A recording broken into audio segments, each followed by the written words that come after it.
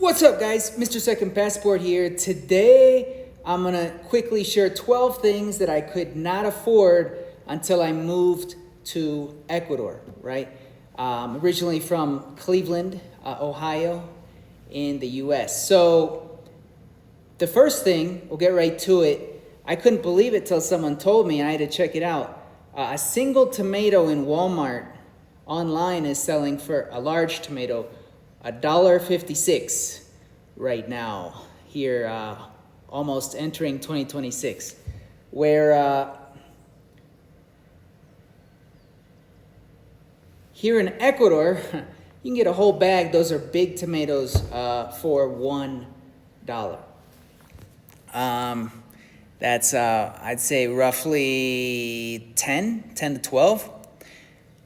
The second thing that I could not afford, obviously, until I moved to Ecuador, as well as most people, is a personal maid, right? That would be, that'll come clean your house. You can usually pay $20 for an 8-hour day. 20 to 25 is usually plenty.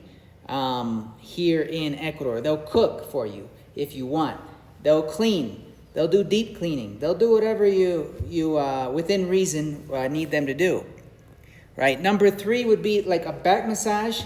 You can get like a full hour one in a place like Baños for around, or maybe it's a half hour for $20, right? So in a place like Ecuador, you can now afford something like that.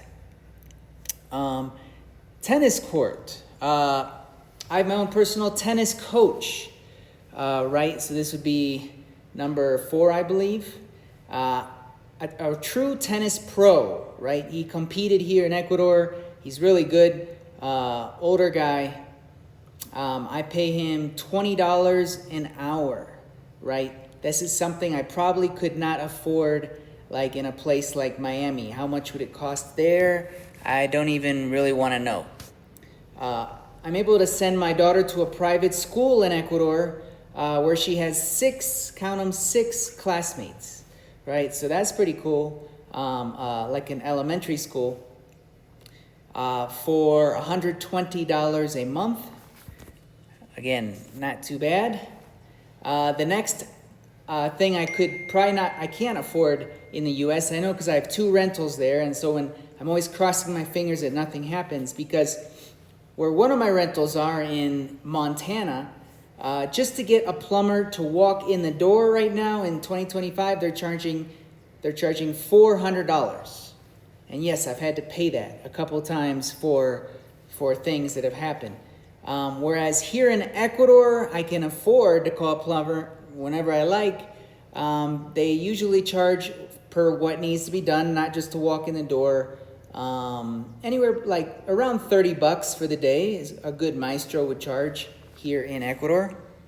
And one thing I love about Ecuador is you could bring them for one thing and then have them do a couple other little things for you, and they might not even charge you for that. Whereas in the States, I've learned with my rentals, they charge you for literally every little item that you have them do. There's no discounting in the States. The next thing, painter, right? Not like Bob Ross, but like someone to paint your home. I know I can afford it here in Ecuador. I don't have to paint. In the U.S., I probably have to paint myself because they charge literally by the square foot in the U.S. Whereas in a place like Ecuador, you can buy the paint yourself. This is what I do.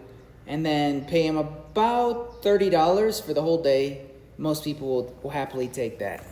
A decent painter with experience, though, $30 a day. You can afford to have a dog. I can afford to have a dog now in a place like Ecuador. Vet costs in the U.S. have just gone absurd, crazy. And I know a lot of people still don't have pet insurance. So in a place like Ecuador, for instance, you can get your dog's haircut for $10. Like I do. A general checkup might be $5. If they charge you anything at all. It's not too bad. I can afford to break my leg if it were to happen. I know in the States, my brother's wife broke her leg skiing. They were just on a visit and they didn't have insurance, and it ended up costing her like $18,000. That's a lot less than that in Ecuador.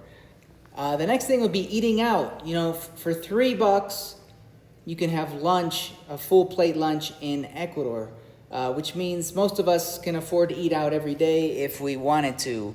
Not so in a place like the US. Taxis. I can afford to have my own basically personal driver in a place like Ecuador. You don't really need a car when you can get taxis for $2-3 a pop for most rides within town, short rides in town. I know the minimum fare in the States these days, $20, and that meter ticks fast. Another thing I can afford to do that I could not in the States was have a personal pool at my residence. You know, I pay here for maintenance $20 a visit.